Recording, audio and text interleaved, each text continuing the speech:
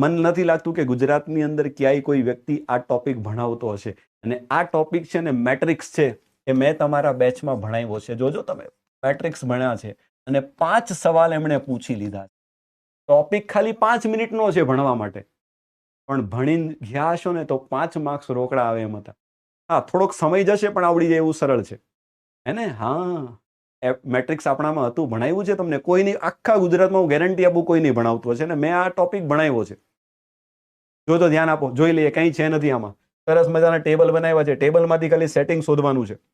જો તમારે વાંચવું હોય તો વાંચી લો. કદાચ ન ભણ્યા હોય, કદાચ થોડુંક વ્યવસ્થિત અને સમજીને થોડીક બુદ્ધિ ચલાવો ને તોય આવડી જાય એવો છે, હે ને? ઓપ્શન પરથી જવાનું છે, બીજું કંઈ છે નથી. જો કોષ્ટક 1 માં હાર અને સ્તંભ આપ્યા છે. આ તમારા 5 સ્તંભ છે ને 5 હાર આપી છે, બરાબર? 1 થી 0 થી 4 અહીંયા લખ્યા છે અને 5 થી 9 અહીંયા લખ્યા છે. હવે આપેલા મૂળાક્ષરને કેવી રીતે જોવાના? તો પહેલા તેને હારના ક્રમમાં અને પછી તેના સ્તંભના ક્રમથી સંકેતબદ્ધ કરવાના છે. એટલે કે એ નો સંકેત ખરેખર 0 1 થશે.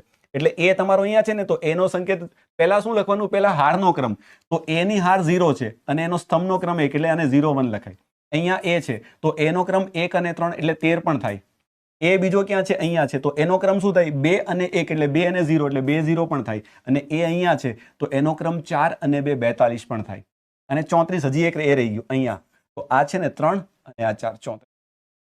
આટલું સમજાઈ જાય ને તો 5 માર્ક્સ રોકડા હતા મેટ્રિક્સ, બરાબર? Yes yes yes. હવે ઓપ્શન થી ચેક કરવાનું છે પહેલા.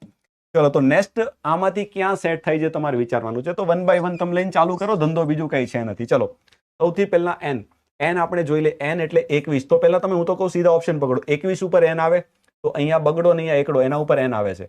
પછી 76 ઉપર તમારો e આવવો જોઈએ, તો 76 અહીંયા મળે.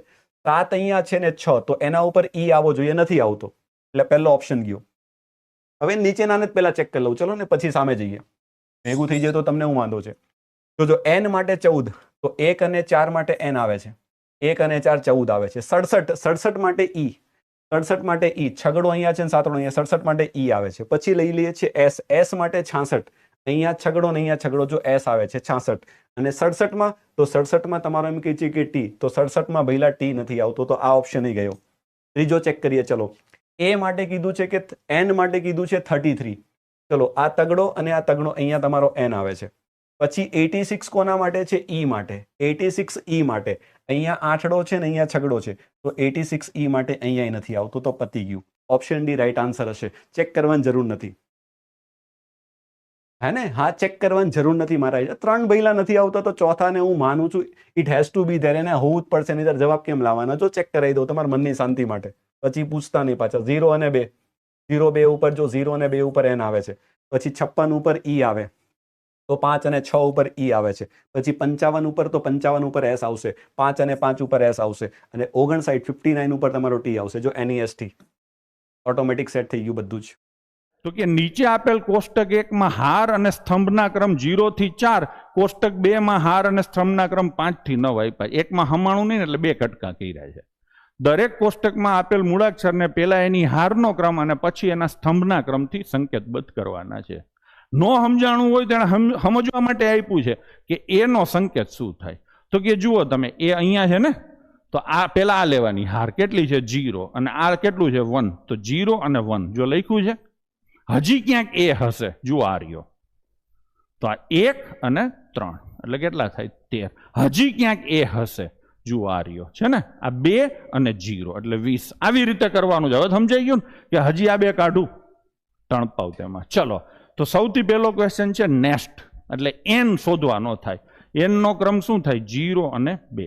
આમાં આ રહ્યો થાય. હવે એના પછી કોણ લેવાનો છે? e.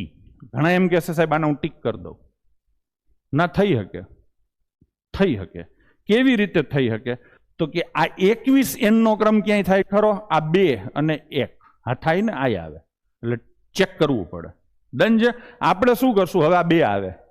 14 ક્યાંય થાય ખરો? ઘણા શું કરે આમાં n શોધવા જાય. n ના શોધાય, એના આંકડો આપ્યો છે, જવાબ ઉપરથી ચલાય. 14 એટલે 1 અને 4 હા આ થાય. થાય ને. અને પછી 33 એટલે આ તગડો ને તગડો આ થાય. છોકરાઓ આવી રીતે હાલવાનું હતું, નહીતર આ થોડુંક ટાઈમ કન્ઝ્યુમિંગ મને લાગે છે, હું કરું છું એટલે. તો જવાબમાં બધાય આવશે. હવે લઈશું e.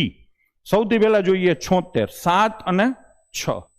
અહીંયા ઈ નથી ને, એટલે આ તો નહીં જ આવે. હવે લઈશું 67 એટલે 6 અને 7 હા ઈ આવે. હવે લઈશું 86 એટલે 8 અને 6 આઈ નો આવે. 86 તો એચ થઈ છે. હવે લઈશું 56 5 અને 6 એટલે આઈ આવશે. ટૂંકમાં સી અને ડી બે ઓપ્શન આવશે. સી અને ડી બે આવશે. હવે એસ નો કોડ આપ્યો છે 66 આઈ છગડો ને છગડો હાથ છે અને અહીંયા આપ્યો છે 55 પાંચડો ને પાંચડો બે આવશે. હવે લઈશું આ 67 6 અને 7 ટી નો કોડ, આ 6 અને 7 ટી નો કોડ નથી એટલે આ નહીં આવે. ડન છે. તો જવાબ આવશે શું? Option D. થોડીક વાત